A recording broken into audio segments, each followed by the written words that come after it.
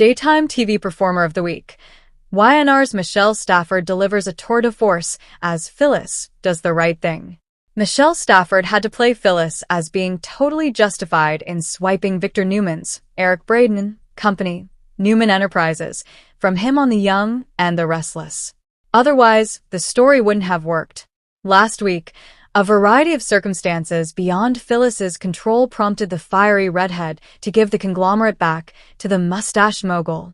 Phyllis lost, but viewers of Young and the Restless won, courtesy of watching the three-time Daytime Emmy winner turn in a series of emotionally wrought performances in which Phyllis interacted with loved ones and foes.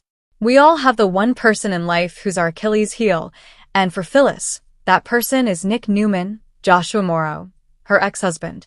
Stafford will dig into Phyllis's stilettos and trade barbs with pretty much anyone, but not her video game playing ex-Stafford plays a vulnerability with Morrow's, Nick, that she doesn't with any other character with the exception of maybe her children.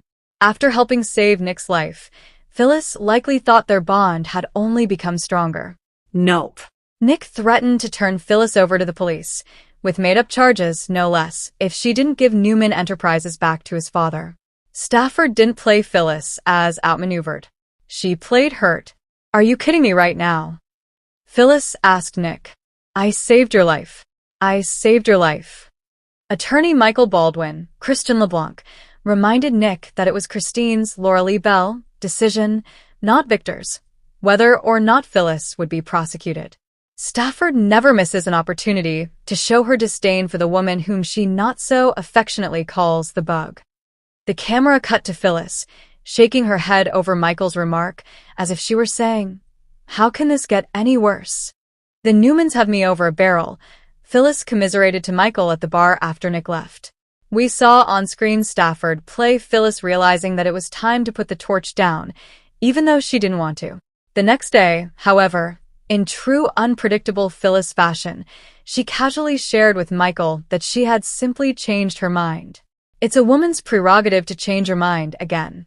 However, and in the same scene, Phyllis said that she'd acquiesce, provided that Christine dropped all the charges. One of the many reasons that viewers are, and have always been, since day one, compelled to watch Stafford on screen is the sense of volatile unpredictability that she brings to her role. No matter how wrong Phyllis might be, Stafford manages to find a way to justify her outlandish actions. Next, a bargaining session took place at the Newman Ranch with Victor, Christine, Nick, Victoria, Amelia Heinley, Michael, and Phyllis. Stafford played Phyllis as barely being able to contain her happiness as she saw things going her way, but she wasn't in the clear just yet. Christine didn't think she could make charges against Phyllis stick if Victor had indeed fabricated emails implicating her in illegal activity. Would the mogul confess? Victor blinked, as much as he was ever going to, and got Christine to drop the charges. Phyllis and Victor, aren't Stafford and Braeden electric together? Exchanged cordial thank yous. Victor was victorious, and Phyllis didn't exactly walk away a loser as she managed, again, to stay out of court and jail. Back at the GCAC bar, Phyllis lamented to Michael that she'd lost. But the worst was yet to come. The writers heaped an additional challenge on Stafford as Phyllis had hoped that by doing the right thing, in her mind, she'd reconcile with her son, Daniel, Michael Graziadei. Phyllis met with Daniel at Society, cautiously optimistic that all was going to be well between them once again. In fact, Phyllis not only wanted to move forward, but she wanted Daniel to congratulate her or thank her for doing the right thing. Stafford played Phyllis as hurt and rejected that Daniel focused on the fact that his mom had been backed into a corner. Daniel asked his mother if she was sorry for the things she did, or was she a victimized martyr. Phyllis felt like she couldn't win.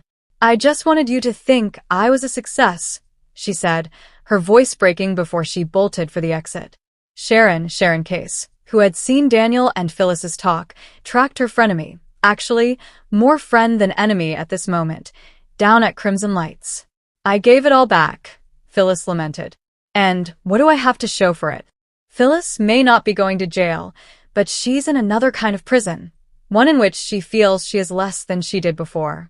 Sharon reminded Phyllis that she's no quitter and suggested she get back out there and prove right. Bravo to Stafford for another brilliant week's worth of episodes that ended with her playing Phyllis as down, but not out. She's defeated, but it's not a final defeat. Like the name of the hotel she once owned, we've no doubt that Phyllis will rise again like a phoenix.